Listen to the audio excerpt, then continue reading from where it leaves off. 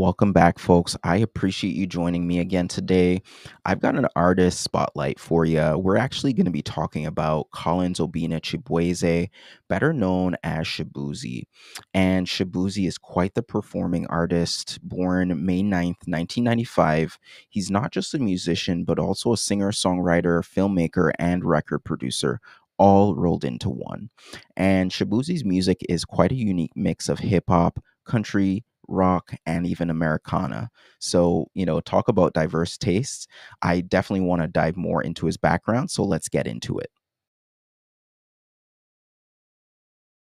So Shabuzi's roots are in Northern Virginia, but his heart goes back to Nigeria, as that's where his parents are from. And, of course, Nigerian parents did have a major influence on his upbringing.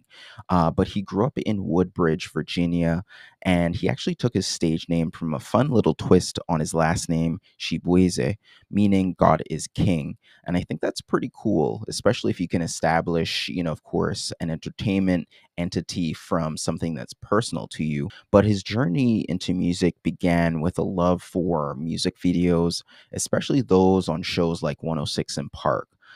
Plus, his time at a boarding school in Nigeria during his junior high years added to his musical journey.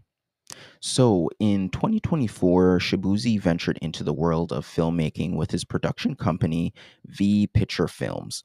But that wasn't all. He also dropped his debut single, Jeff Gordon, that year. And, talk about a busy guy. He's running multiple businesses, multi talented, just trying to take over the world. Also, in 2014, Shabuzi ventured into the world of filmmaking with his production company, V Picture Films. But that wasn't all. He also dropped his debut single, Jeff Gordon, that same year. Just a busy guy, obviously motivated. And you can see it with him being both on the filmmaking side and then being able to craft himself into an artist on the recording artist performance side.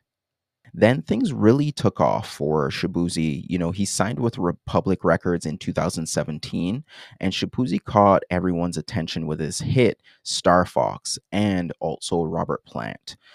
Those were two tracks that really caught the attention of his fans and then also garnered more attention from fans that had never heard of him from before. So those tracks actually helped to connect him to a larger audience.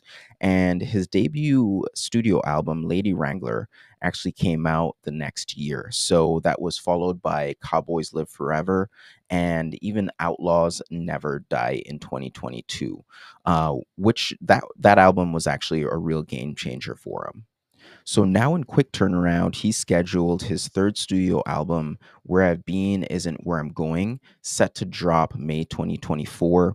And get this, he's even hitting the road for a tour, headlining shows across the United States, and even opening up for Jesse Murphy, or Jesse Murph, I should say. I always make that mistake. But I check out his website for those dates. And I do want to actually even highlight, one of his, I guess you could say, spotlight songs that you'll probably be hearing at, one of those Jesse Murph shows that he's opening up for. A bar song, has experienced some success. It's also known as Tipsy.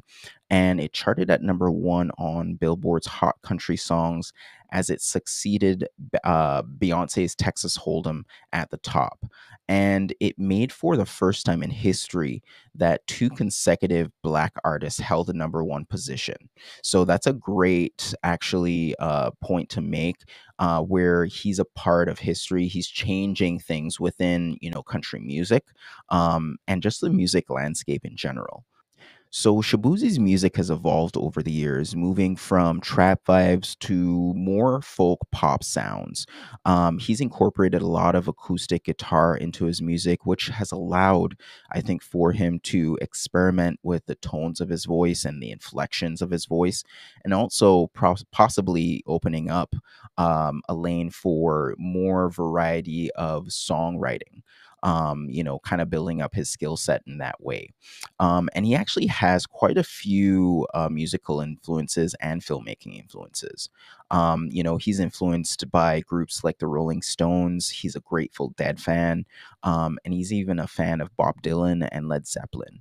When it comes to filmmakers, he's definitely a fan of Martin Scorsese.